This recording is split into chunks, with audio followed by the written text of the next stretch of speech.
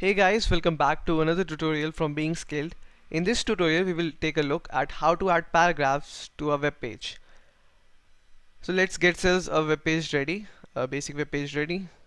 Let's let it auto complete. So to add a paragraph, you need to use the P tags. As you can guess, the P stands for paragraph, and between the opening and the closing tag, you can write whatever text you want. There is some sample. Oh, better we could use the lorem ipsum. Okay, and we have some sample text ready. Let's save it and refresh. So we have a paragraph ready. It is being shown on a web page. So you add the text content between the P opening tag and the closing tag, and the paragraph appears on your web page. You can add as many of them as you like.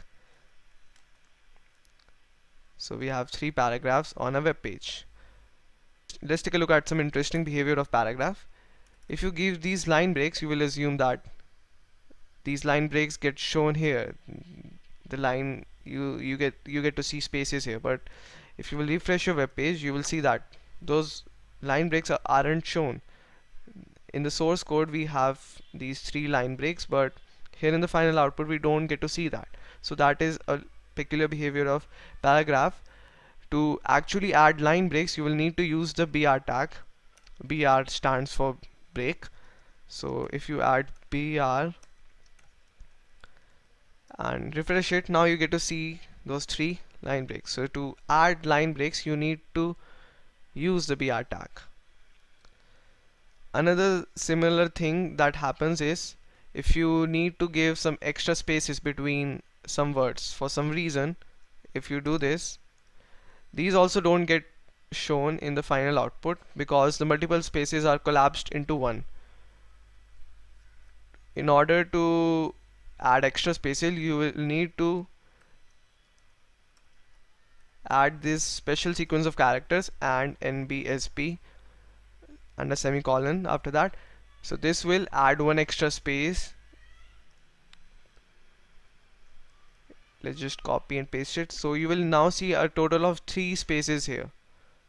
If you wouldn't have done that, you would only get one space seen there, because all multiple spaces in the paragraph are collapsed into one and you get to see only one. So you can use the sequence of characters in order to overcome that. Or better, if you want to show your text exactly as you have written in the source code, you can think of using the pre element. Let's take a look at it.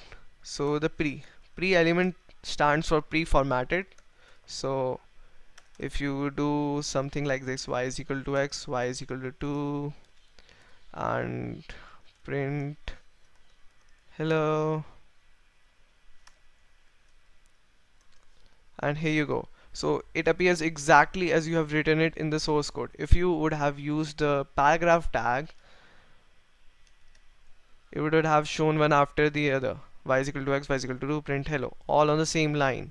You would have needed to add BR tags in order to give those line breaks. So the pre element is a good choice in cases like this. If you refresh it, you get to see that content in different lines as exactly as you've written it in the source code. So that's it for this tutorial. We learned about how to add paragraphs to our web page, how you can add line breaks and extra spaces in your paragraphs, or better, you can use the pre-formatted element if you exactly want to do that. In the next tutorial, we'll be looking at headings. So see you there.